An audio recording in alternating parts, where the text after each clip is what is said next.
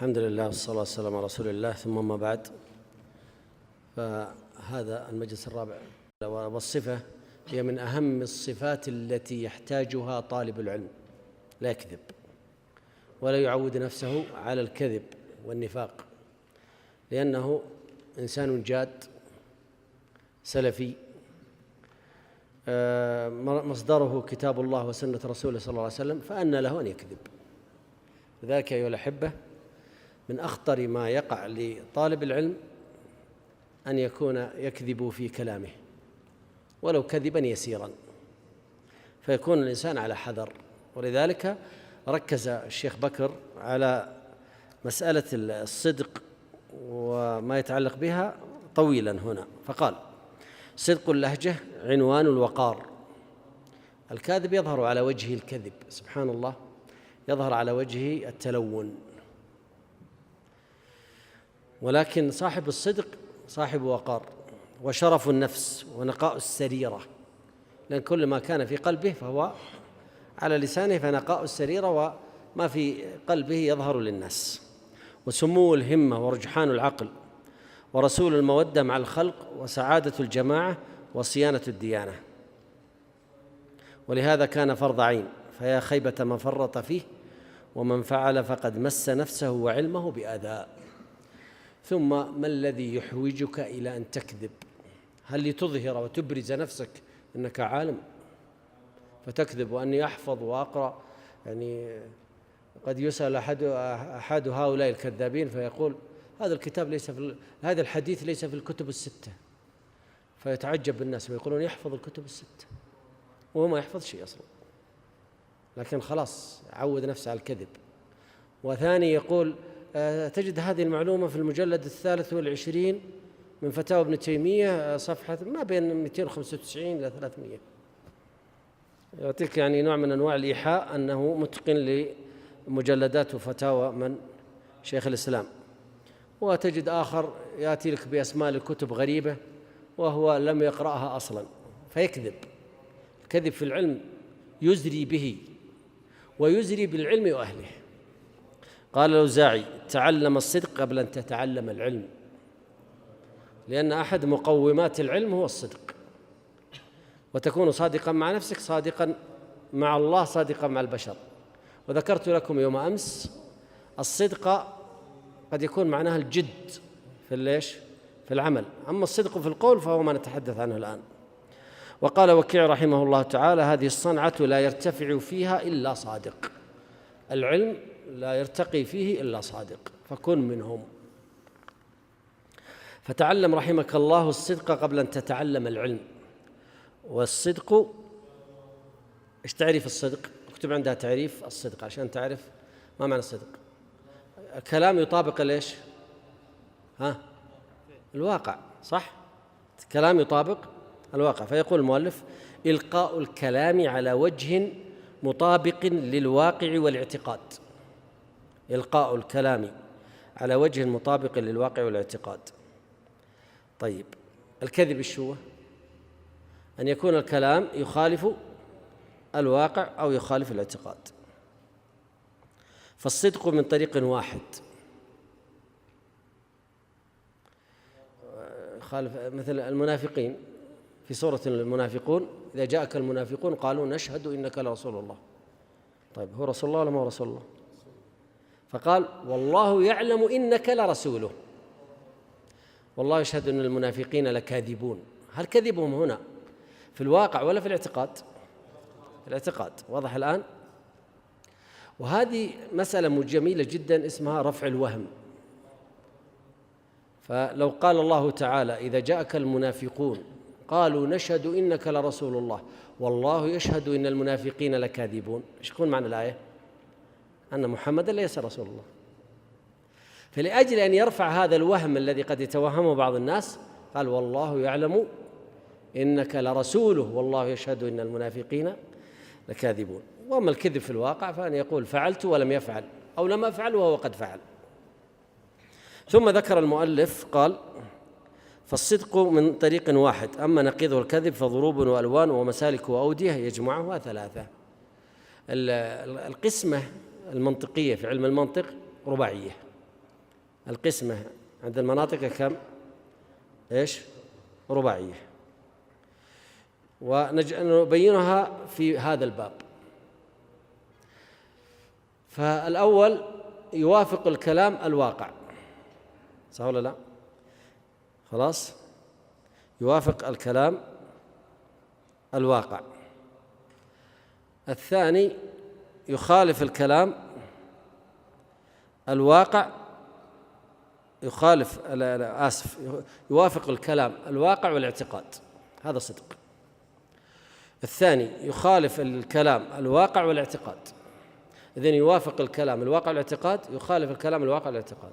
الثالث يوافق الكلام الواقع ويخالف هنا. الرابع يوافق الكلام الاعتقاد ويخالف الواقع. صارت القسمة ماذا؟ رباعية، صارت القسمة رباعية. والعادة أن القسمة إذا أردت أن تكون حاصرة فتكون رباعية، هذا العادة، وقد تكون أكثر من ذلك. فهنا أتى بالقسمة الرباعية، الشيخ بكر أتى بالقسمة الرباعية. فالقسم الأول كذب المتملق المداهن المتسلق على أكتاف الآخرين، متملق ومداهن ومتسلق على أكتاف الآخرين، هذا يكذب فيخالف الواقع والاعتقاد. كمن يتملق لمن يعرفه فاسقا أو مبتدعا فيقول أنت والله رجل صالح، فيصفه الاستقامة، وهو من داخله يعرف أنه ما هو صالح والواقع ما هو صالح، فهذا كذب خالف الواقع والاعتقاد، صح ولا لا؟ الثاني كذب المنافق، كلامه يخالف الاعتقاد بس ما يخالف الواقع. فالمنافق ينطق بالإيمان وينطق بما ذهب إليه أهل الإسلام وأهل السنة والهداية، والاعتقاده يخالف، إذن وافق الواقع وخالف الاعتقاد، هذا كذب المنافق. كذب الغبي يخالف الواقع ويطابق الاعتقاد، كمن يعتقد صلاح صوفي مبتدع فيصفه بالولاية، فيقول هذا ولي الله، هو يعتقد أنه ولي الله خلاص، لكن الواقع ليس بولي، أن هذا الصوفي ليس بولي.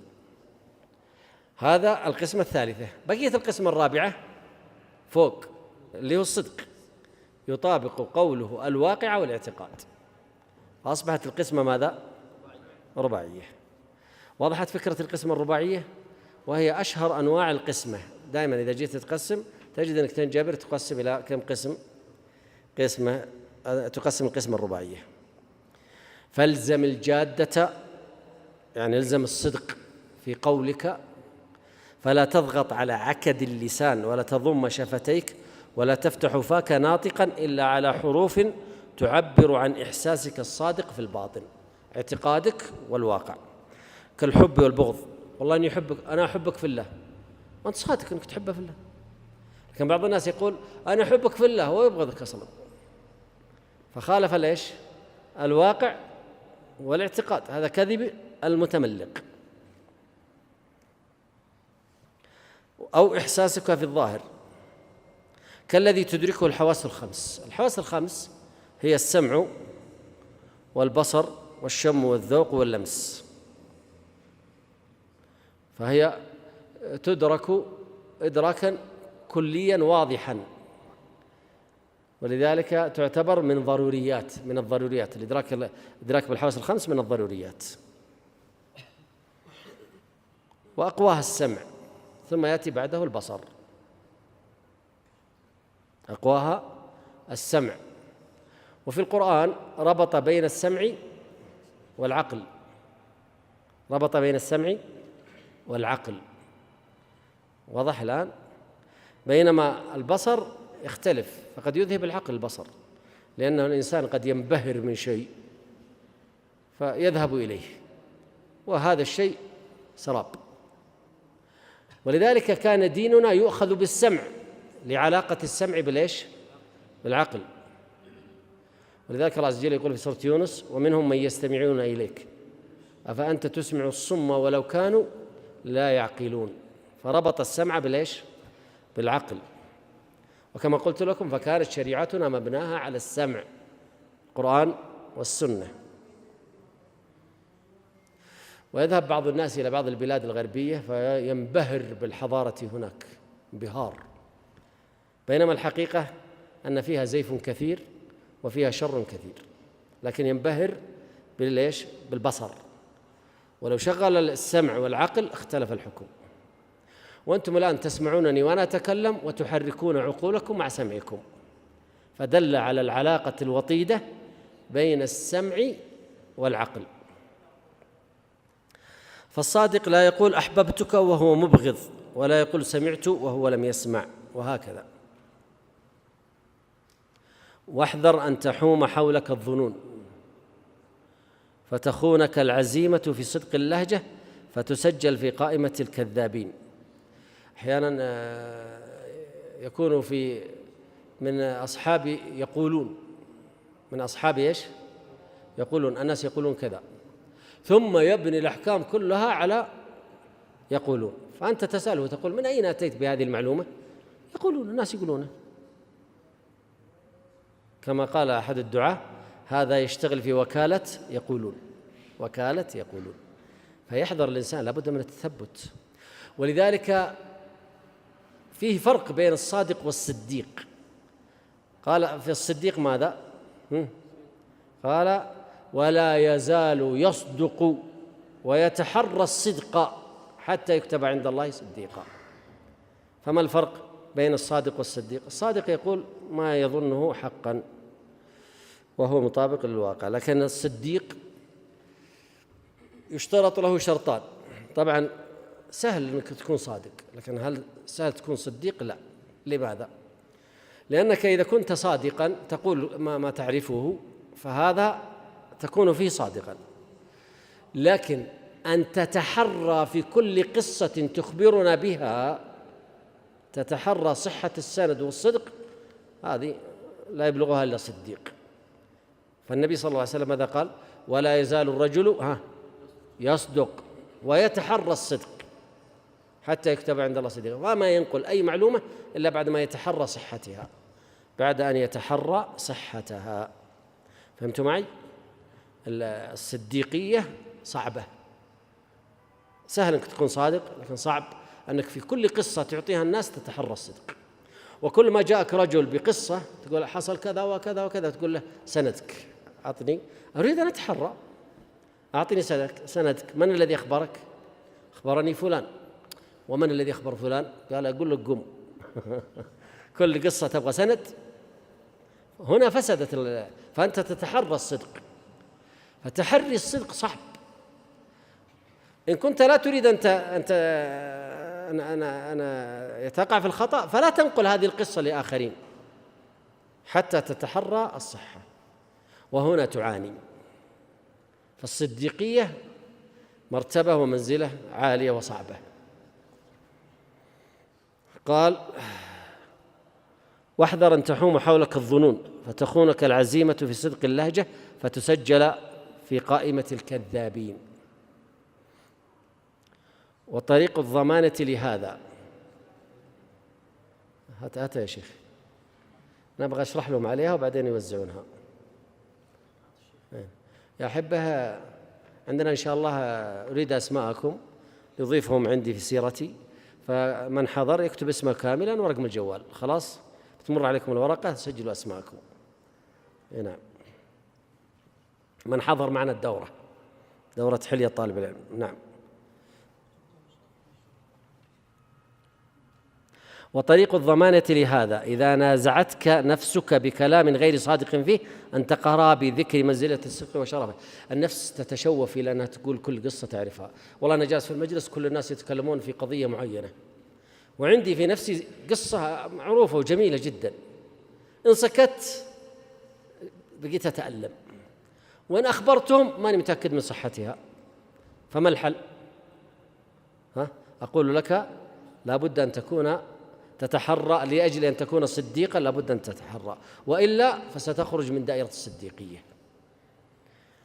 قال: ولطريقة الضمانة لهذا إذا نزعتك نفسك بكلام غير صادق فيه أن تقهر بذكر منزلة الصدق وشرفه ورذيلة الكذب ودركه، وأن الكاذب عن قريب ينكشف.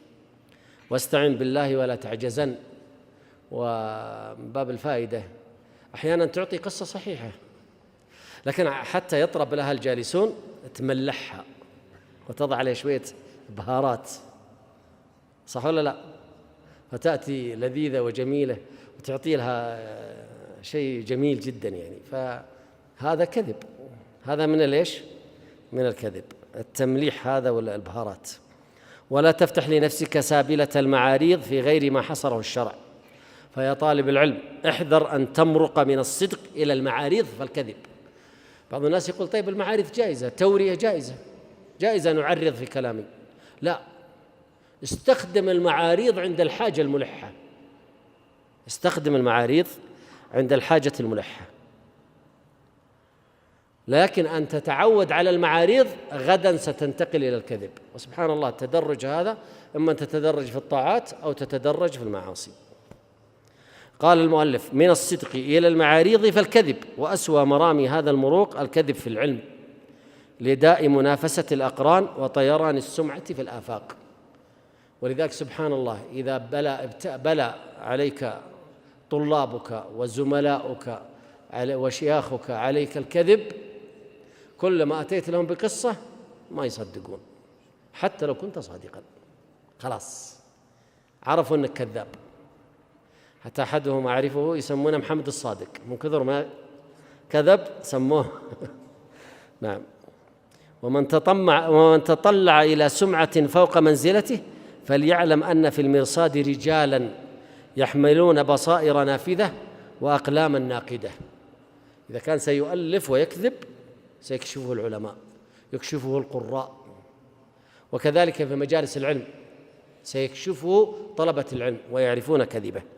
فيزنون السمعة بالأثر فتتم تعريتك عن 3 معان: فقد الثقة من القلوب، ما يقبلون منك أي معلومة، تكذب، فقد تكذب حتى في شرع الله عز وجل. هذه المسألة في المذهب المالكي قال بها بعض المالكي، قال بها أشهب، ولا قرأ لأشهب ولا لمن ولا لابن القاسم ولا لغيرهم. هذه المسألة فيها خلاف بين العلماء، قال بها جمع من أهل العلم ولا قرأ فيها كلام أهل العلم ولا شيء. هذه مصيبة أن يأتي فيكذب في إحالة الأقوال أو يكذب في عدد الأقوال. يقول هذه المسألة فيها 10 أقوال، أحيانا لأجل أن يتكثر فيقول هذه المسألة فيها 10 أقوال، فيها 15 قولا. القول الأول يذكر لك 3 أقوال وبعدين يقول لك وراجعوا كتب ومظان أهل العلم ولا في أقوال ولا شيء. فهو يكذب على طول، ستفقد كلمته ويفقد الثقة من القلوب. ذهاب علمك وانحسار القبول، خلاص حتى في وجهك ينظرون في وجه البعيد فلا يرون البركة. وألا تصدق ولو صدقت، بعدها تأدبت ورجعت مع التكذب في العلم ما يقبلون منك، خلاص ألغوك. وحديث النبي صلى الله عليه وسلم هو أولاها كلها، حتى أن بعض السلف يقول لو فكر أحدهم في الليل أن يكذب على النبي صلى الله عليه وسلم في الصباح لأصبح والناس يقولون كذاب كذاب قبل أن يتكلم، لحديث من؟ النبي صلى الله عليه وسلم. وبالجملة فمن يحترف زخرف القول فهو أخو الساحر ولا يفلح الساحر حيث أتى، والله أعلم. احرص على الصدق يا طالب العلم مهما كانت الظروف.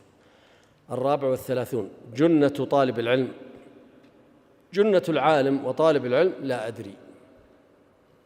فقد تجلس في مجلس فيه أناس لهم تقدير واحترام فيبادرونك لأنك طالب علم بالسؤال: يا شيخ إيش رأيك في مسألة كذا وكذا، وأنت لم تحرر هذه المسألة ولم تتقنها، على طول لا أدري، على طول إيش؟ لا أدري، وتقولها بصدر واسع. الله ما تعرف شيخ ولا تدري، حتى قد قال بعضهم لي، قال شيخ وأنت ما تدري، كيف تجي هذه؟ فأحيانا يأتونك أو قد يتحداك واحد يقول أتحداك تعطيني جواب على هذه المسألة، ثم يسألك سؤال أنت ما تعرفه، إيش تقول له؟ لا أدري. أين الإشكال في أنك تقول لا أدري، لا علم لي؟ لماذا تتهوك وتتكلم في العلم الشرعي بغير علم؟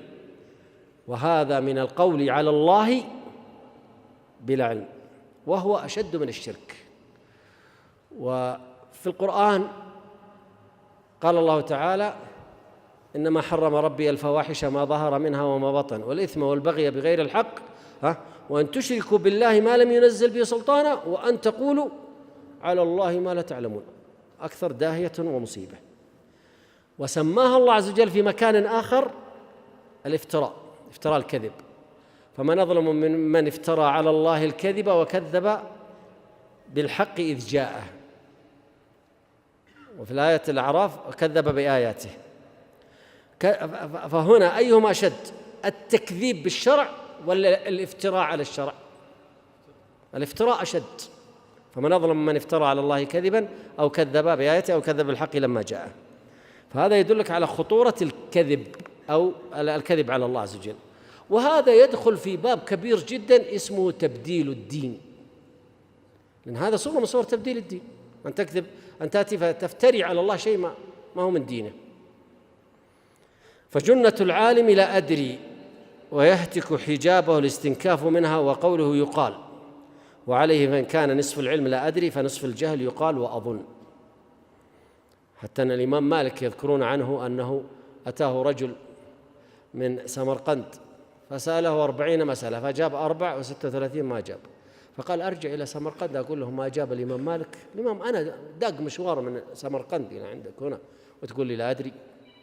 قال إذا رجعت إليهم فقل مالك لا يدري. هذه الشجاعة. الشجاعة أن تقول لا أدري. المحافظة على رأس مالك ساعات عمرك، ساعات عمرك. وهنا جاءتنا في هذا الزمن المضيعات الكثيرة، مثل الجوال. هذا الجوال ففيه كما يقولون هذا الجوال ينوب عن 10 أجهزة ويضيع عشرات الأوقات. فتجد الواحد يجلس على الواتس شوية وعلى التليجرام شوي، ويمكن عنده تيك توك ولا سناب ولا، وذهب ليله وذهب نهاره وفسدت أوقاته. فاحذر، أقفله وضعه بعيدا وانتفع به وقت الحاجة واشتغل في القراءة في الكتب، فوالله لا أمتع من القراءة في الكتب. ونصيحتي لكم ولا أدري تجربتي أن القراءة في الكتب متعة ولذة بخلاف القراءة في الPDF. قراءة PDF ضعيفة جدا. النقطة الثانية، كنت أريد أن أقرأ كتابا فلم أجده، بحثت عنه في المكتبات ما وجدته، فحملته على الكمبيوتر الكبير وقرأته PDF كاملا. كتاب مهم عندي فقرأته كاملا 600 صفحة. وبعد فترة وجدت الكتاب فاشتريته ثم قرأته. فهمي في الكتاب الورقي غير الذي فهمته في الكتاب الإلكتروني. هذا شعرت أني كنت فاهم غلط، كنت في وادي والكتاب الورقي وما فهمته منه في واد آخر. جهاز الكمبيوتر أو الجوال الإضاءة تأتي إلى العين فتشغلها وتشغل الذهن، فتستفيد قليلا من الكتاب الإلكتروني. طبعا إذا لم تجد الكتاب الإلكتروني تقرأه، لكن إذا تستطيع الحصول على الكتاب الورقي ترى أجمل وأجود وأفضل لك وأكثر متعة وأكثر إيمانا وروحانية. قال المؤلف: الوقت يعني إلزم الوقت للتحصيل، فكن حلف عمل لا حلف بطالة وبطر، وحلس معمل لا حلس. الحلس الشوة الفراش،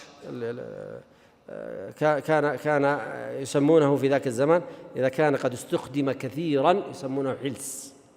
وحلس معمل لا حلس تله وسمر، سواء تسمر مع الناس أو تسمر على جوالك.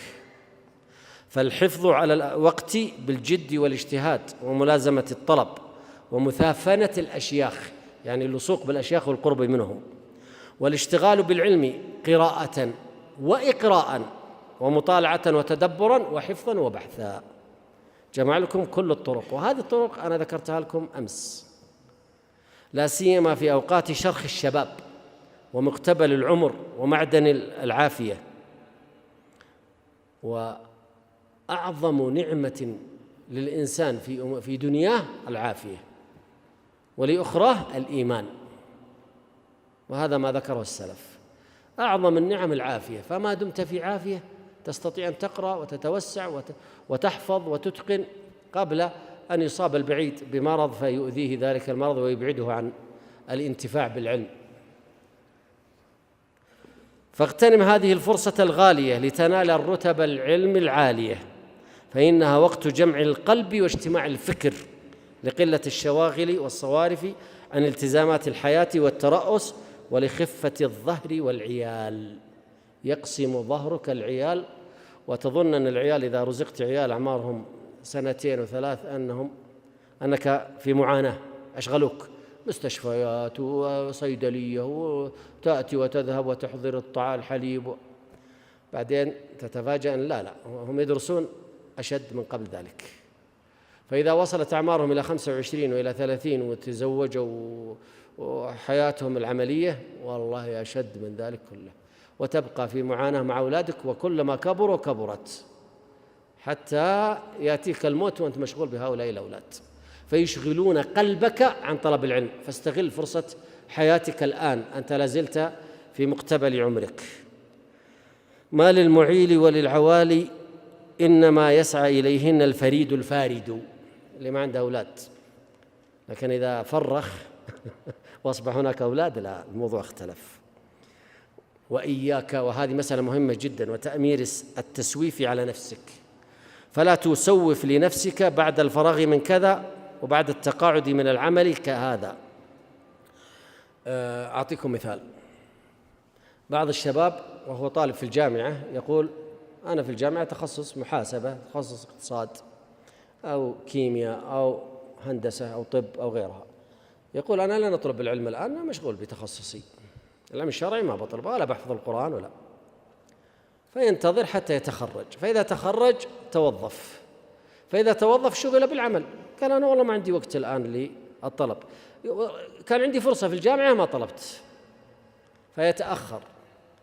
ثم بعد ذلك تبقى حياته بهذا الشكل في معاناة، أنه يحاول أن يوفق، ما توفق اهتم بعمله وبدنياه وترك، ثم رزق الأولاد.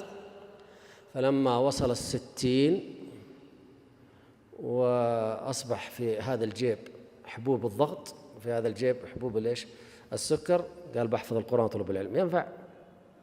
خلاص فاته القطار. طلب العلم في شرخ الشباب، في مرحلة الابتدائي المتوسط الثانوي الجامعة. الفريق الثاني وهو أخطر، طالب الشريعة، يروح إذا طلب الدكتور منه بحث يروح المكتبة ويقول سوي لي بحث في كذا. طب سوى أنت تعلم استفد علم، قال إذا تخرجت، فيترك غيره يعمل له بحث. وإذا جاب درجات قليلة يذهب إلى الدكتور زدني درجات وكذا. طيب ليه وأنت إيش تبغى من هذا كله؟ قال أنا إن شاء الله أطلب. طيب أنت تطلب العلم الآن، علم شرعي وعلماء في الشريعة ليسوا بالهين، استفد منهم. قال لا، الجامعة تعرف الجامعة، بعد الجامعة سوف، بعد الجامعة يأتي إلى الماجستير، فيختار أقل البحوث وأسرع البحوث، يدخل له في مشروع، يشوف له بحث أي كلام. طيب ليش؟ قال أهم شيء إني إيش أخلص الماجستير وأهتم بطلب العلم، ثم يدخل في الدكتوراه ويمشي أموره. ولا بعضهم دفع فلوس لواحد يسوي له البحث وأخذ الدكتوراه وأصبح عمره فوق 30، يلا طلب العلم. أضاع شرخ الشباب، والآن خلاص ما يقدر. هؤلاء طلبة الشريعة تجده يذاكر مذكرات. طيب ذاكر الكتاب ثم مر على المذكرة، لا بأس، لا ما عندي وقت أنا أبغى أهتم ثم يشتغل بالمذكرات التي أضاعت العلم، ثم يأتي يختبر، ثم بعد ذلك طيب راجع الكتاب الآن، خلاص خلصت الاختبارات الآن في إجازة، لا خلها بعدين. فيسوف. هذا عامي حتى الموت. من سوف فهو عامي. إذا ما أحرقك قلبك وتحركت لأجل طلب العلم من الآن، وإلا فلا تتعنى. يقول الشيخ: وهكذا بل البدار قبل أن يصدق عليك قول أبي الطحان القيني: حنتني يا حانيات الدهر حتى كأني خاتل أدنو لصيدي، قصير الخطو يحسب من رآني ولست مقيدا أني بقيدي.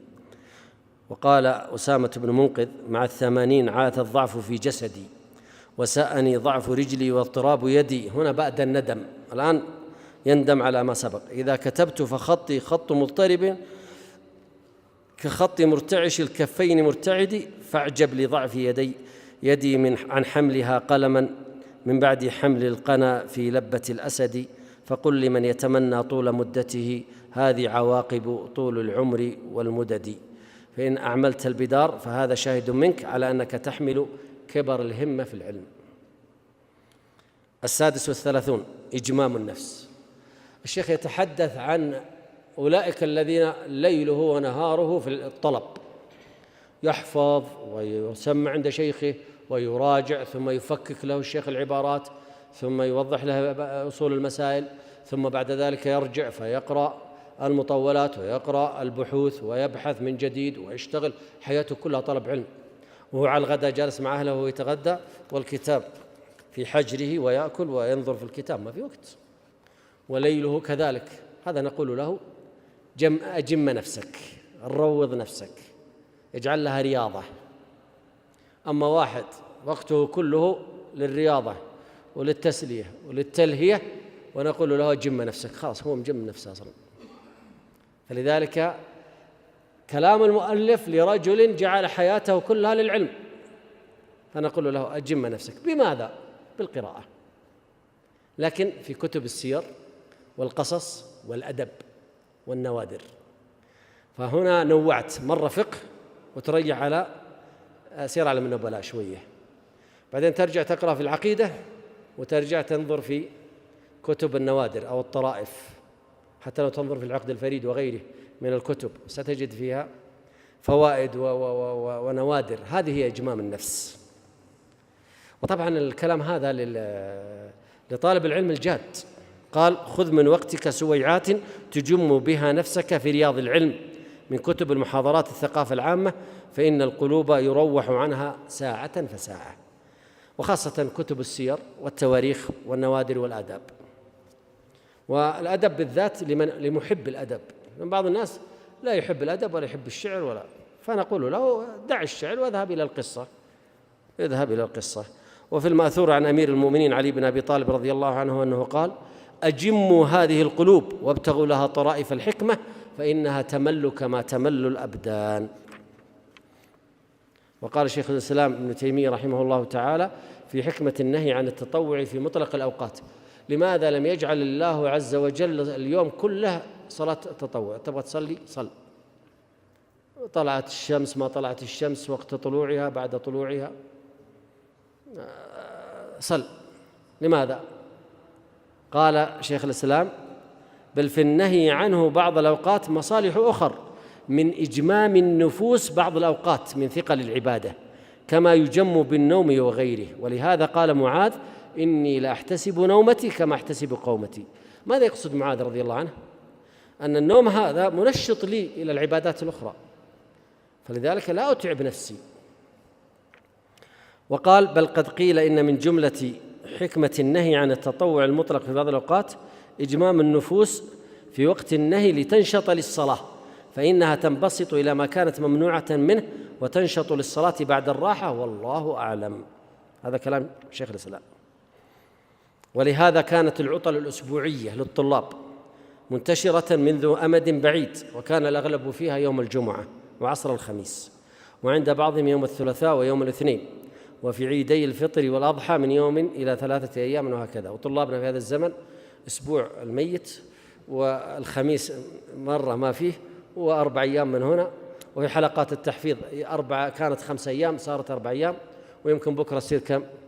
3 أيام، وكلها علشان ألعب وارتاح وأجم نفسي. لا، يجب أن يكون الإجمام النفسي بقدر. طيب، ننتقل الآن إلى قراءة التصحيح والضبط. احرص على قراءة التصحيح والضبط على شيخ متقن لتأمن من التحريف والتصحيف والغلط والوهم. وأقول لكم استفد من اليوتيوب الصوتي بالذات، حيث يقرأ المتن بعض العلماء فيصححون ويضبطون لك قراءتك حتى لا تخطي في القراءة وتخطي في الحفظ.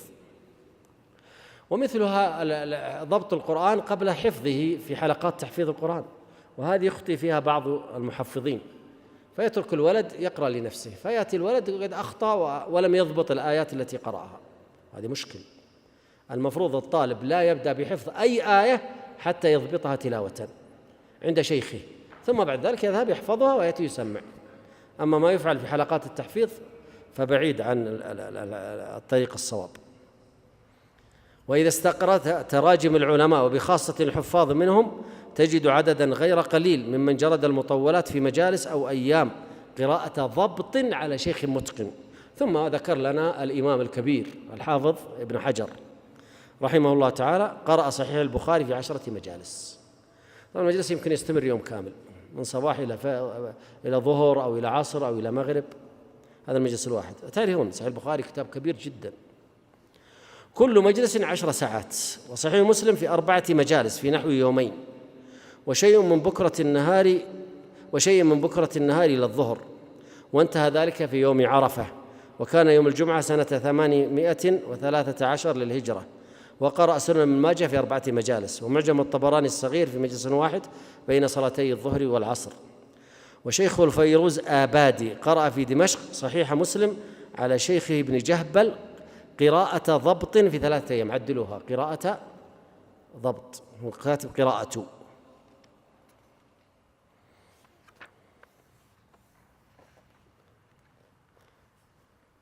الثامن والثلاثون جرد المطولات.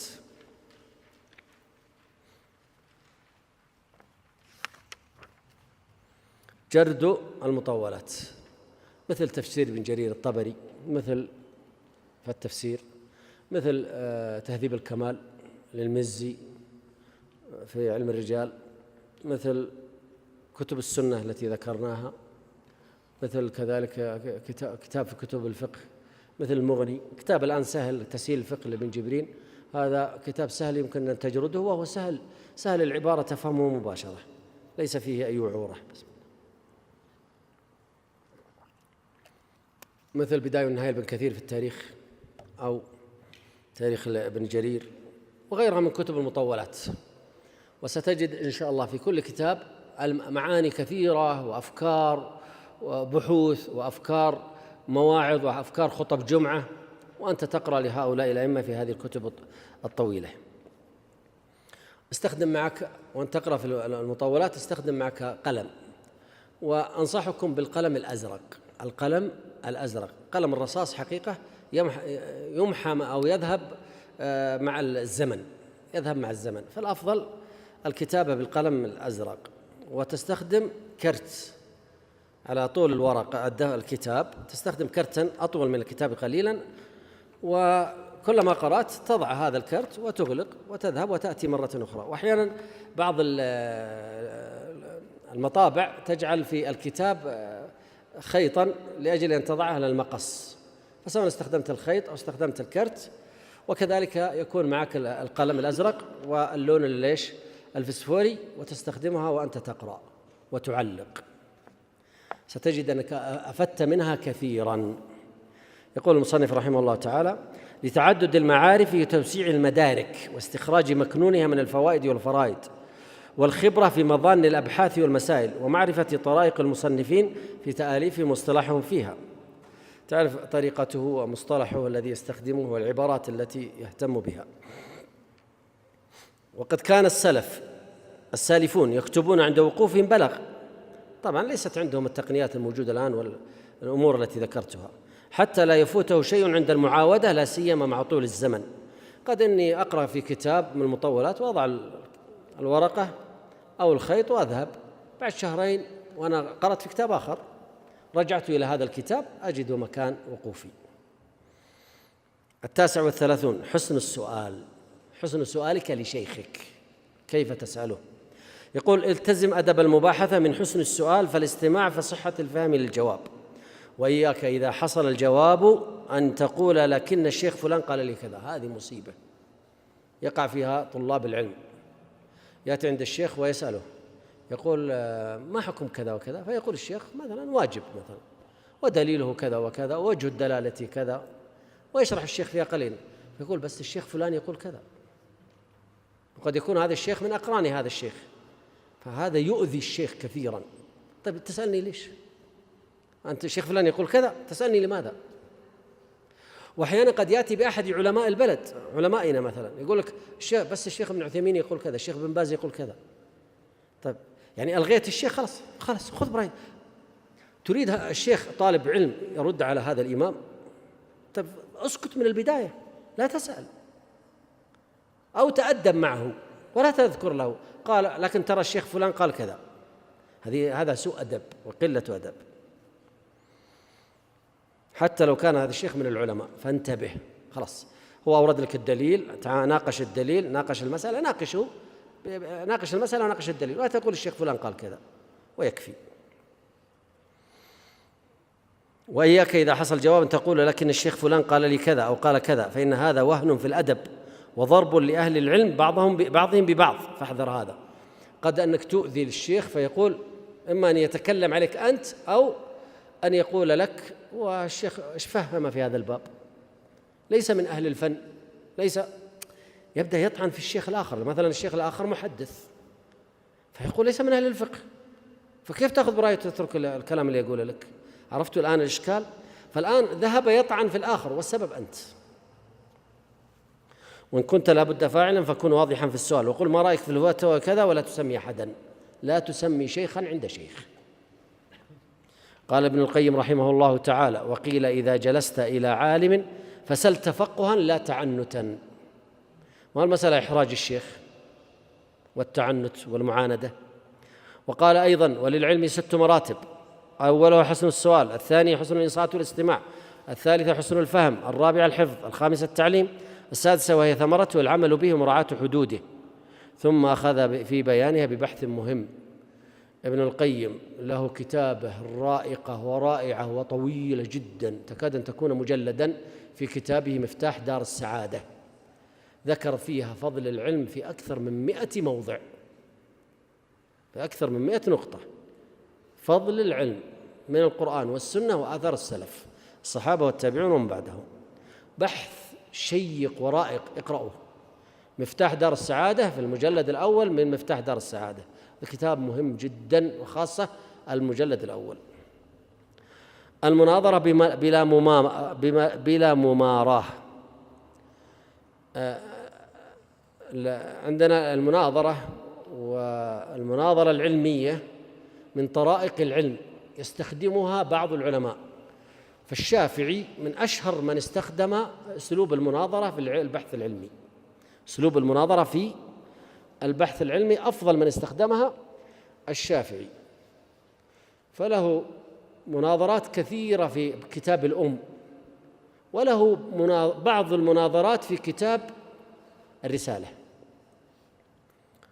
وقد جمعت مناظراته، ثم ولدي الله يحفظه ويستر عليه شال جهاز الكمبيوتر وهو شغال، سقط على الجهاز من يده على الأرض وذهب البحث. مناظرات الشافعي، فهذا بحث ممتاز جدا. اجمع مناظرات الشافعي وادرسها دراسة فقهية تصلح رسالة. مناظرات الشافعي وكيف يناظر الشافعي، خاصة حق الأصول أو الفقه، وكذلك المناظرات الشافعي كذلك في الرسالة.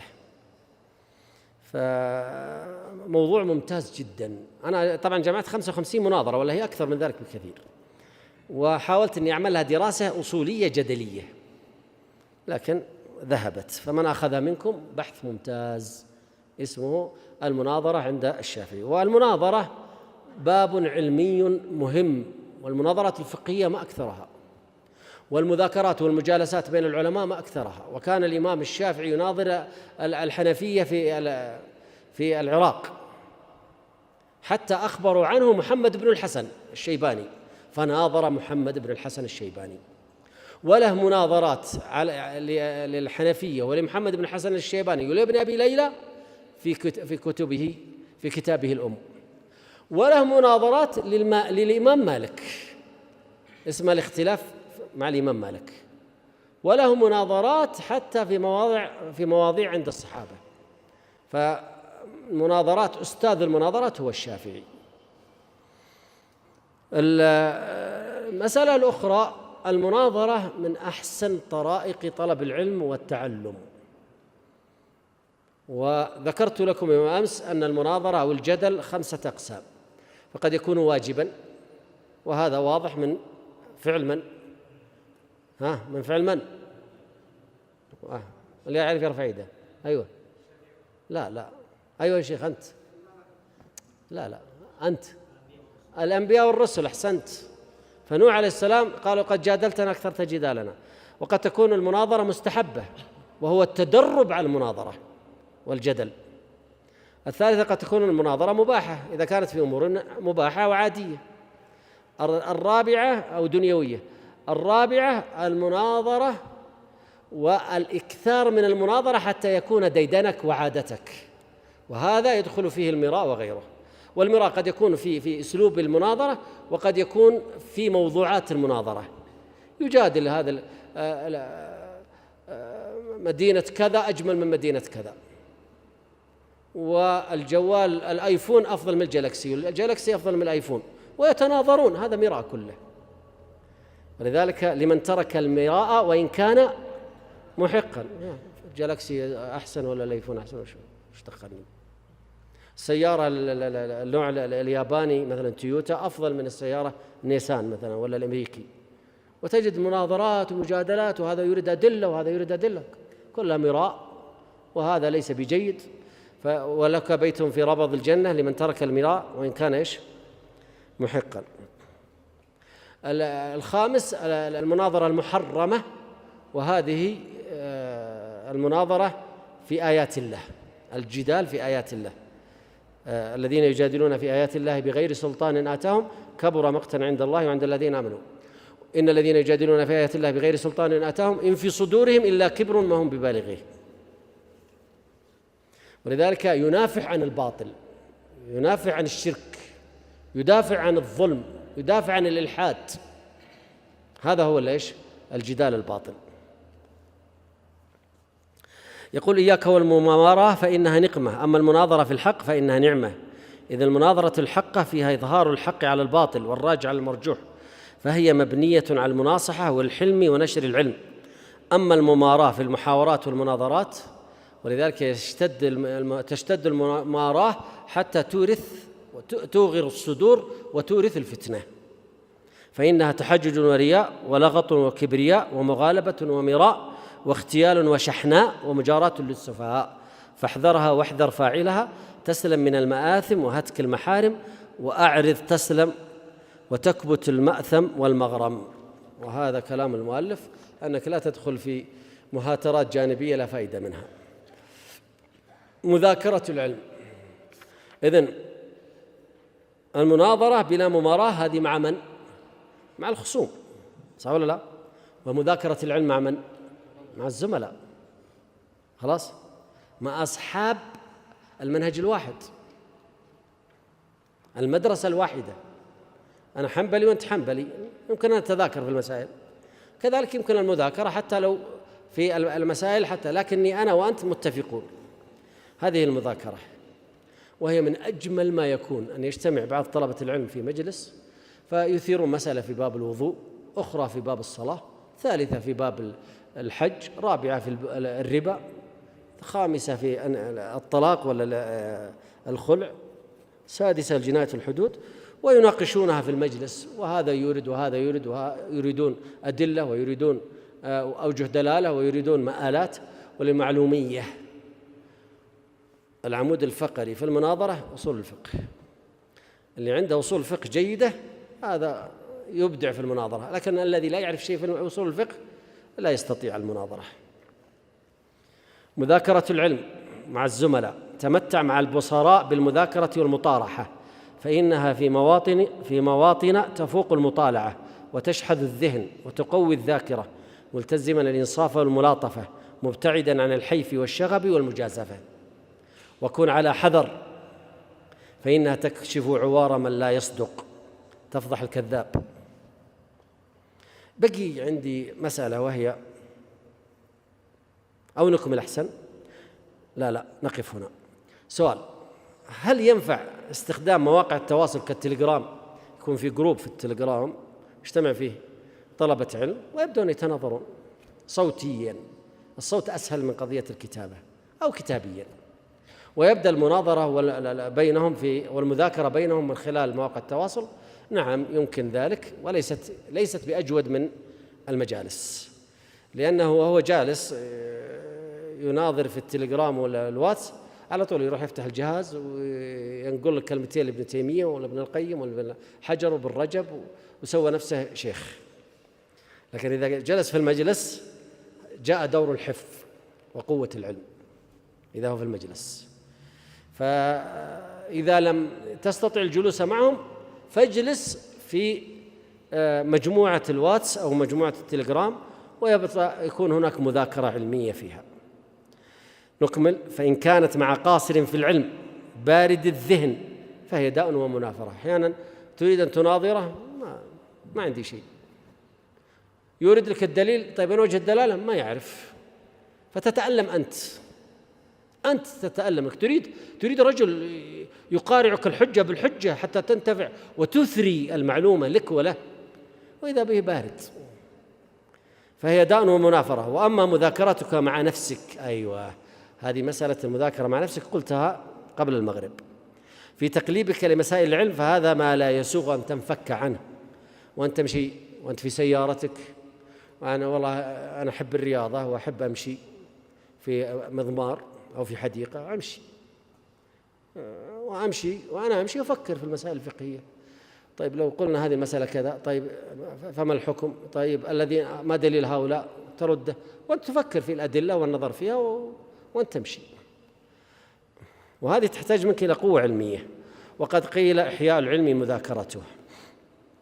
التي تليها: طالب العلم يعيش بين الكتاب والسنة وعلومها. الشيخ يريد أن يقول لك: عش مع كتاب الله سنة رسوله، عش مع الصحابة، واترك النظر والاشتغال بالكتب المعاصرة وأصحاب الفكر المعاصر والأصحاب الكلام وغيرهم. دعك من هذا كله، اشتغل هناك حتى تعيش كأنك جالس بينهم. هنا يأتي العلم. قال: فهما له كالجناحين للطائر فاحذر أن تكون مهيض الجناح.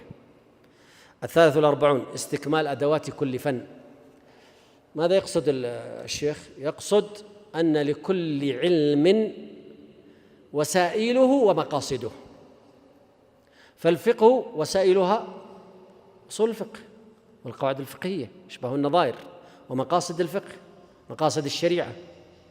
فعندما تكون عندك هذه الأساسات تأتي إلى الفقه سهل أمامك. لكن الرجل لا عنده أصول فقه ولا قواعد فقهية ولا عنده مقاصد ولا عنده شيء ويقرأ في الفقه، ماذا سيستفيد؟ هو عامي لا يعرف شيئا. لا بد أن يكون عندك الوسائل اللي هي الأدوات، والغايات اللي هو الفقه. الحديث لا بد يكون عندك ضبط للمصطلح، مصطلح علم الحديث، فهم لمعرفة علم الرجال والجرح والتعديل، ثم اقرأ في كتب الحديث. ستجد متعة وأنت تنظر في كتب الحديث وأنت تدرس هذا الحديث وعلى أي مدار يدور هذا الحديث، وأن ما زاد عليه فضله. تبدأ تنظر هذه النظرات، وهذه تحتاج منك إلى معرفة. أيضا في علم التفسير لابد أن يكون معرفة جيدة بعلوم القرآن، تكون معرفتك جيدة بأسباب النزول والناسخ والمنسوخ والمحكم والمتشابه والمكي والمدني وغيرها، يكون عندك تصور عام عن هذه كلها، ثم اقرأ في كتب التفسير تتفكك أمامك المعاني. لكن واحد ما يعرف، يقرأ على طول، فتح لا يعرف شيء من العلم ففتح كتاب تفسير ابن كثير وراح لإحدى الآيات وجلس يقرأ في سورة آل عمران، صدقوني ما يعرف شيء، لا يعرف شيئا. خلاص جوالك يدق يا شيخ وترى بيقفل التسجيل. فيقول المؤلف هنا: تعلموا الوسائل وتعلموا معها المقاصد. فتتعلم التفسير مقصد، لكن لا بد له من وسائل علوم القرآن. الحديث مقصد، لا بد له من وسائل المصطلح. الفقه مقصد ولا بد له من وسائل، وهي ما ذكرته. لن تكون طالب علم متقنا متفننا حتى يلج الجمل في سم الخياط ما لم تستكمل أدوات ذلك الفن. عبارة دقيقة. ففي الفقه بين الفقه وأصوله، وفي الحديث بين علمي الرواية والدراية، وهكذا، وإلا فلا تتعنى. وهناك علوم مساعدة أو علوم بينية أيضا تدخل فيها، العلوم البينية بين علمين، علم بين علمين، أو العلوم المساندة. فأنت في الفقه تحتاج تفسير، وأنت في الفقه تحتاج حديث، فكذلك هذه يكون عندك نصيب منها. قال الله تعالى: الذين آتيناهم الكتاب يتلون حق تلاوته. فيستفاد منها أن الطالب لا يترك علما حتى يتقنه، أي حتى بظلاله التي تحوم به. أحد السؤال يا مشايخ؟ أيوة شيخ.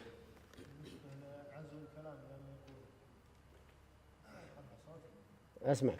عزو الكلام إلى قائل، يعني أنا أخذت كتاب مثلا وصاحب الكتاب يعزو مثلا ابن تيمية ابن القيم، فهل يسوغ لذلك أن أعزو بناء على عزو صاحب الكتاب ولا لا؟ عزو الكتاب إلى من نقل منه، يعني الكتاب الوسيط. هو الأفضل أن ترجع إلى الكتب الأصول، مثلا ترجع إلى كتب ابن تيمية وابن القيم وتنظر، فقد يكون الشيخ فهم خطأ أو شيء، فهذا الأفضل.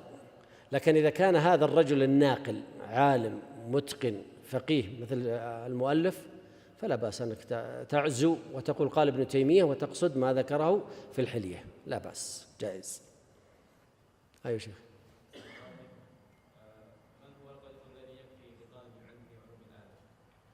علوم الآلة إذا كان ليس متخصصا في ذلك العلم يكفيه أن يتقن متنا واحدا. مثلا هو فقيه، لابد يكون عنده أصول فقه، فيتقن متنا مناسبا، ولا بد يكون مناسبا. بعض الكتب لا تكون مناسبة، مثلا أنت جديد على الفقه فدرست الفقه على المذهب الحنبلي، خلاص، بعدين تريد أن تأخذ علوم الآلة، فذهبت أخذت كتاب مختصر بالحاجب، طيب غير مناسب، فتذهب تبحث عن كتاب مناسب لمستواك وتقرأه، ثم تقرأ كتاب في القواعد الفقهية وفي المقاصد، ثم بعد ذلك ترجع إلى كتب الفقه، يكفي كتابا واحد. نعم. طيب، ننتقل إلى الموضوع الذي يليه، الفصل السادس: التحلي بالعمل. الشيخ بعد أن تكلم عن آداب الطلب، الآن ثمرات الطلب، وثمرات الطلب هي ماذا؟ العمل، ولذلك ستجدون كلامه ينصب على هذا. قال: الرابع الأربعون: من علامات العلم النافع التحلي بالإيش؟ بالعمل.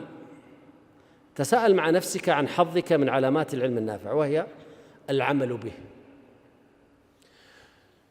والعمل بالعلم يكون في الكيفيات، سجلوا عندكم، في الكيفيات: كيف تتوضأ، كيف تغتسل، كيف تصلي، كيف تصوم، كيف تحج، كيف تبيع، كيف تنكح، كيف تطلق، كيف كل فعل من الأفعال كيف تعمله.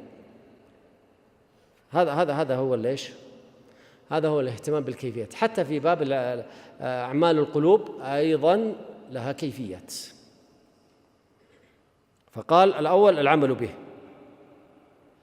ثم ذكر من الثاني إلى الخامس كلها تركز على الأخلاقيات، الجوانب الأخلاقية، أخلاقيات طالب العلم. الخلق الأول كراهية التزكية والمدح والتكبر على الخلق،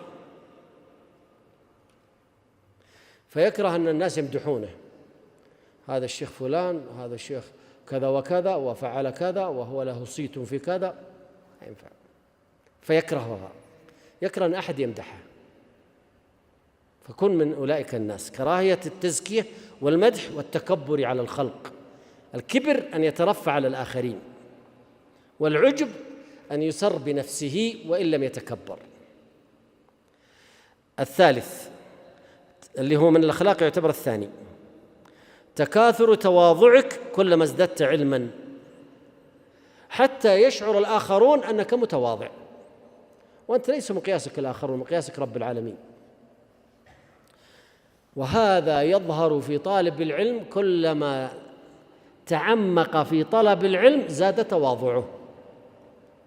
لا يأتيك الكبر والغطرسة وشوفة النفس، هذا العجاب، إلا والمرزام اللي مسوي كأنه سيف والشكل والهيئة التي يستخدمها، إلا وهو في الشبر الأول.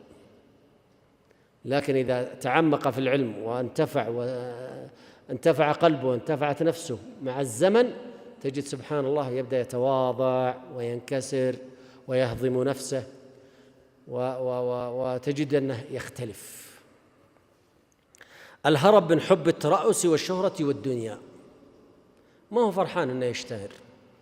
والله يا أخي المتابعين يتابعونك مليون ولا تهمه ولا يريد، يقول يتابعني 10 أحسن ما يتابعني مليون. يتابعك 100 مليون ما يهمه، هو يهمه أن يوصل الخير إلى الناس فقط، فلا يحب الترأس ولا الشهرة والدنيا. الخامس هجر دعوى العلم، فلا يقول أنا عالم أنا عارف أو غيرها من الألفاظ. أما السادسة فمختلفة، وكل هذه الأخلاقيات داخلة في رقم واحد اللي هو العمل، اللي هو عنوان البحث. الأخير إساءة الظن بالنفس وإحسانه بالناس تنزها عن الوقوع بهم. يعني عندما أنا أكسر نفسي وأشعر من داخلي أني مقصر، ثم يقصر إنسان أمامي، ما أحتقره، لأنه يمكن عند الله أفضل مني. فإساءة الظن في النفس وإحسانه بالناس تنزه عن الوقوع بهم. حتى أن أحدهم اللي هو بكر بن عبد الله المزني يقول وهو في عرفة، يقول أقول قد غفر الله لهم لولا أني معهم، وهو بكر بن عبد الله المزني، إمام من أئمة وكبار أتباع التابعين. الحمد لله والصلاة والسلام على رسول الله. ثم بعد، من علامات العلم النافع رقم 44، هذا يتعلق بالنفع القاصر، النفع القاصر. أما زكاة العلم 45 فيتعلق بالنفع ليش؟ جزاك الله خير. بالنفع ليش يا مشايخ؟ المتعدي، واضح الآن؟ فعندنا النفع نفعان، نفع قاصر وهذا في 44، ونفع متعدي في زكاة العلم. وزكاة العلم أن تؤديه. زكاة المال عندما تؤديه ينقص المال، طبعا ينقص الأمال ظاهرا، وإن كان الله عز وجل يعوضك باطنا ويجعل لك بركة في الباقي. أما في العلم فكلما زكيت العلم زاد، لأنك تتقن على يد طلابك، كلما درستهم علم أتقنته. وذكرت لكم قصة صاحبي في الفرائض حتى أصبح متقنا جدا للفرائض، وكذلك بقية العلوم. فكلما علمت الناس كلما ازددت علما. فيقول أدي زكاة العلم، ثم ذكر طرائق زكاة العلم: صادعا بالحق، أمارا بالمعروف، فتأمر بالمعروف وتنهى عن المنكر، موازنا بين المصالح والمضار، هذه مهاراتك، هذا فقهك، ناشرا للعلم وحب النفع وبذل الجاه والشفاعة الحسنة للمسلمين في نواب الحق والمعروف، تبذل جاهك وسمعتك لأجل نفع إخوانك المسلمين. وعن أبي هريرة رضي الله عنه أن النبي صلى الله عليه وسلم قال: إذا مات الإنسان انقطع عمله إلا من 3: صدقة جارية أو علم ينتفع به أو ولد صالح يدعو له. الشيخ كيف فسر هذا الحديث؟ انتبهوا معي، الشيخ كيف شرح هذا الحديث؟ يقول كل الثلاث مجموعة في طالب العلم، كل الثلاث مجموعة في طالب العلم. فطالب العلم عنده علم ينتفع به، وهذا العلم صدقة جارية، وعنده ولد صالح يدعو له، طلابه هم أولاده الصالحون. الأبوة الدينية اللي أخذناها أمس، وليست الأبوة الطينية أخذناها أمس. فله علم ينتفع به، وصدقة جارية بالعلم وبتأليف الكتب، هذه صدقة جارية، وأيضا ولد صالح يدعو له. فقال، رواه مسلم وغيره، قال بعض أهل العلم: هذه الثلاث لا تجتمع إلا للعالم الباذل لعلمه، فبذله صدقة ينتفع بها، والمتلقي لها ابن للعالم في تعلمه عليه، فاحرص على هذه الحلية فهي رأس ثمرة علمك. ولشرف العلم فإنه يزيدك بكثرة الإنفاق، بخلاف المال ينقص ظاهراً وينقص مع الإشفاق. إذا أنت تخوفت أن تنشر العلم نقص، وكلما نشرت العلم زاد. وآفته الكتمان، والكتمان نوعان: الكتمان أن لا يعلم الناس العلم، وهنا قد يوجد علماء آخرون يعلمون الناس العلم فيكفي، وهنا لا يأثم. الصورة الثانية: يأثم إذا احتاج الناس إلى علمه فلم يعلم، يأثم إذا احتاج الناس إلى فتوى وهو يعرفها ولم يخبرهم، هنا يأثم. ولا تحملك دعوى فساد الزمان وغلبة الفساق وضعف إفادة النصيحة عن واجب الأداء والبلاغ، فإن فعلت فهي فعلة يسوق عليها الفساق الذهب الأحمر. يعني المنافقون الذين يكرهون الدين لا يريدون أن ينتشر الدين، فإذا أنت جلست انبسطوا، قالوا والله والنعم. لكن إذا نشرت الدين يؤلم المنافقين، ليتم لهم الخروج على الفضيلة ورفع لواء الرذيلة. 46 عزة العلماء. والشيخ يقول إنه سيؤلف كتاب في عزة العلماء، الله أعلم هل صدر هذا الكتاب؟ أحد يعرف عنه شيء؟ كتاب للشيخ بكر أبو زيد اسمه عزة العلماء، ما مر علي هذا الكتاب، فكأن الشيخ توفي قبل أن يطبع هذا الكتاب، والله أعلم. يقول: التحلي بعزة العلماء. وذكرت لكم صور من صور عزة العلماء وأنفة العالم: صيانة العلم وتعظيمه وحماية جناب عزه وشرفه، وبقدر ما تبذله في هذا يكون الكسب منه ومن العمل به، وبقدر ما تهدره يكون الفوت، ولا حول ولا قوة إلا بالله العزيز الحكيم. فلا تكون ذليلا في المجلس، بل عليك عزة العلم، ولا تكن ولا أنك أنت الذي تذهب العلم يؤتى إليه ولا يأتي إليه. فلا بد أن يحترم العلم، يعرف الناس مقدار العلم في قلبك، علم الشريعة في قلبك، فيحترمونك ويحترمون العلم الذي في قلبك أو في صدرك. ولا تسعى به إلى أهل الدنيا، ولا تقف به على أعتابهم، ولا تبذله إلى غير أهله وإن عظم قدره. يعني قد تأتي إلى أناس فتقول: أشرح لكم العلم، فتبدأ تخبرهم بأحكام شرعية فيضحكون ويقهقهون ويستهزئون في كلامك، ماخذينها نكتة يعني. فإنك لا تقلد الخنازير الجواهر والدرر، كما يقول السلف: لا تقلد الخنازير الجواهر والدرر. خلاص، هم ليسوا من أهل العلم وسيحتقرون علمك، لماذا تذل العلم لأجلهم؟ حتى لو فتحوا لك باب العلم أغلقه. ومتع بصرك وبصيرتك بقراءة التراجم والسير لأئمة مضوا، ترى فيها بذل النفس في سبيل هذه الحماية، حماية جناب العلم وعظمة العلم في القلوب، لا سيما من جمع مثلا في هذا، مثل كتاب من أخلاق العلماء لمحمد سليمان رحمه الله تعالى، وكتاب الإسلام بين العلماء والحكام لعبد العزيز البدري رحمه الله تعالى، أظنه عراقي، وكتاب مناهج العلماء في الأمر بالمعروف والنهي عن المنكر لفاروق السامرائي. وأرجو أن ترى أضعاف ما ذكروه في كتاب عزة العلماء، يسر الله إتمامه وطبعه. هذا هو الكتاب ذكره المؤلف هنا، فهل أتمه وأخرجه؟ الله أعلم.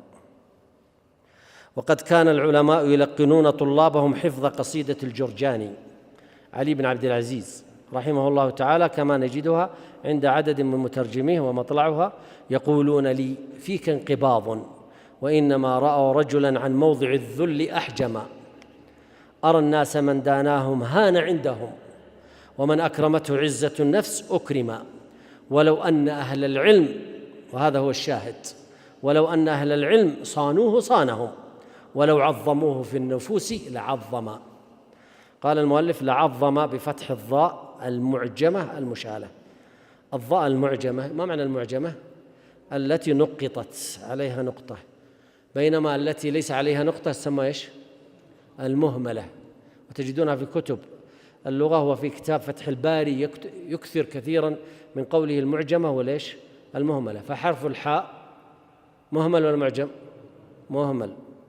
وحرف الزاي معجم، هذا عليه نقطة وهذا ليس عليه نقطة، وهكذا.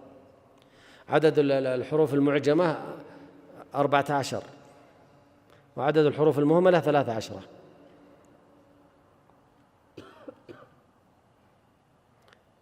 السابع والأربعون صيانة العلم.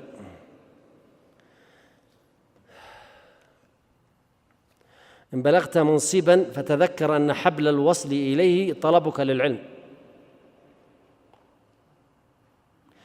فبفضل الله ثم بسبب علمك بلغت ما بلغت من ولاية.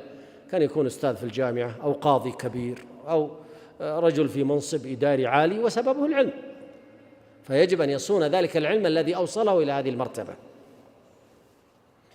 واحذر مسلك من لا يرجون لله وقارا، الذين يجعلون الأساس حفظ المنصب فيطوون ألسنتهم عن قول الحق ويحملهم حب الولاية على المجاراة. فالزم رحمك الله المحافظة على قيمتك بحفظ دينك وعلمك وشرف نفسك بحكمة ودراية وحسن سياسة. احفظ الله يحفظك، احفظ الله في الرخاء يحفظك في الشدة.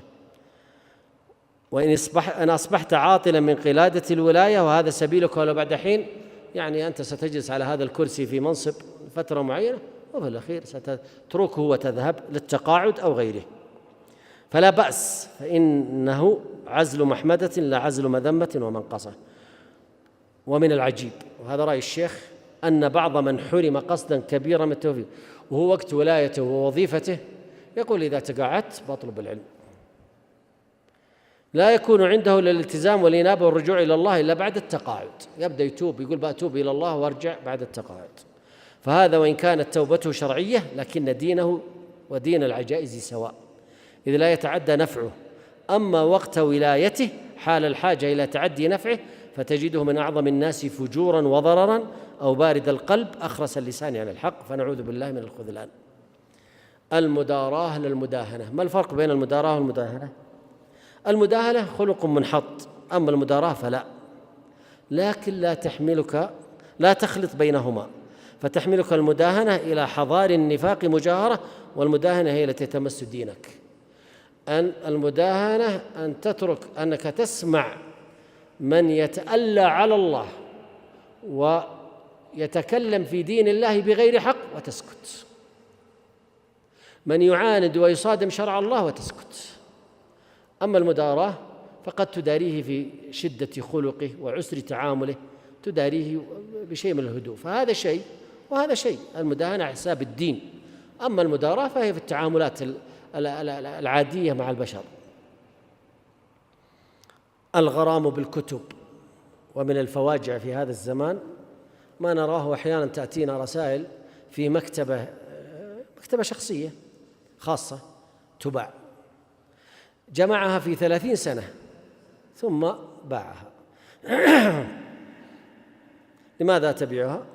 عادني يقرأ، يكفيني كتب الPDF أو قراءاتي بسيطة، أو كبرت بي السن، أو مات أبوهم فباعوا كتبه، مات أبوهم فباعوا مكتبته. هذا يدلك على ضعف علمي غير طبيعي في هؤلاء البشر، وهذه يعني آفة بدأنا نراها. اشترى هذه المكتبة كلفته إلى 200,000 ريال كتب أمهات الكتب وعجائب الكتب عنده، ثم يذهب يبيعها ب20,000، فيشتريها الآخر ويرصفها عنده، قد يقرأ فيها وقد لا يقرأ. ولذلك طالب العلم لا بد أن يكون عنده غرام بالكتب، شوق إلى الكتاب، يذهب يقلب الكتاب في المكتبة فيعجب ويشتري، وتجده نصف راتبه في الكتب. شرف العلم معلوم لعموم نفعه، وشدة الحاجة إليه كحاجة البدن إلى الأنفاس، وظهور النقص بقدر نقصه، وحصول اللذة والسرور بقدر تحصيله. ولهذا اشتد غرام الطلاب بالطلب، والغرام بجمع الكتب مع الانتقاء، ولهم في أخبار في هذا تطول، وفيه مقيدات في خبر الكتاب يسر الله إتمامه. وطبع كتاب آخر للشيخ وعليه فأحرز الأصول من الكتب، واعلم أنه لا يغني منها كتاب عن كتاب، ولا تحشر مكتبتك وتشوش على فكرك بالكتب الغثائية، لا سيما كتب المبتدعة فإنها سم ناقع. هذه نصيحة عالية ورائقة من الشيخ، اعتمد على كتب أهل السنة. ثم ذكر لك مجموعة من الكتب غير كتب ابن تيمية وابن القيم، مثل الحافظ بن عبد البر، الحافظ ابن قدامة، الحافظ الذهبي، الحافظ ابن كثير، الحافظ ابن رجب، ابن حجر، الشوكاني، الإمام محمد بن عبد الوهاب، كتب علماء الدعوة، ومن أجمعها الدر السنية، العلامة الصنعاني، ولا سيما كتابه النافع سبل السلام، وله كتاب أيضا على الروض وله تفسير أيضا، العلامة الصديق حسن خان، وهذا يشبه وهو مقلد شديد التقليد للشوكاني، فهو شيخه. الصديق حسن خان كان ملكا من ملوك الهند، وذهب لطلب العلم على الإمام الشوكاني وانتفع بعلمه كثيرا، ونقل عامة علم الشوكاني في كتبه. العلامة محمد الأمين الشنقيطي رحمه الله تعالى، لا سيما كتابه أضواء البيان، وكتب الشيخ بكر أبو زيد، وكتب الشيخ ابن باز وابن عثيمين وغيرهم. 51 التعامل مع الكتاب. كيف أتعامل مع الكتاب؟ لا تستفد من الكتاب حتى تعرف اصطلاح مؤلفه فيه، وكثيرا ما تكون المقدمة كاشفة عن ذلك، فابدأ من الكتاب بقراءة مقدمته.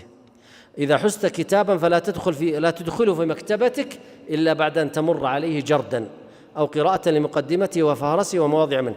أما إن جعلته مع فنه في المكتبة فربما مر زمان وفات العمر دون النظر فيه، وهذا مجرب والله الموفق. إعجام الكتب. إذا كتبت فأعجم الكتابة بإزالة عجمتها. العجمة يعني الإبهام وعدم الوضوح، فالأعجم هذا يدخل في هذا الفعل في إيش؟ في أفعال الإزالة. عجم يعني كان مبهما، أعجم وضح الإبهام، وضح، مثل قسط هذا ظلم، أقسط عدل، فهذه يسمونها همزة الإيش؟ الإزالة، همزة الإزالة والرفع. إذا كتبت فأعجم الكتابة بإزالة عجمتها، وذلك بأمور: وضوح الخط، رسمه على ضوء قواعد الرسم الإملاء. ثم ذكر المؤلفات: النقط للمعجم والإهمال للمهمل، الشكل لما يشكل، تثبيت علامات الترقيم في غير آيات الحديث، هذا في البحث العلمي، والشيخ يتكلم يمكن في زمانه عندما كان يكتب بيده، أما في زماننا هذا فالاعتماد كله على الكمبيوتر يمكن الموضوع يكون مختلفا. بقي الفصل السابع، وكأنها نوع من المحاذير، وهي ضد الحلية. ما سبق هو الحلية، والآن يتحدث عن ضد الحلية، والكلام فيها يطول، ارجعوا لها واقرأوها جيدا، فهي من أهم أبواب الكتاب، لكن نكتفي بما سمعنا، ونسأل الله عز وجل أن ينفعنا وإياكم بما سمعنا وقلنا، وأن يوفقنا إلى العلم النافع والعمل الصالح، وبارك الله فيكم، بيض وجوهكم، وصلى الله على نبينا محمد وعلى آله وصحبه أجمعين. جمعية الدعوة والإرشاد وتوعية الجاليات بأبها، بالدعوة نحيا.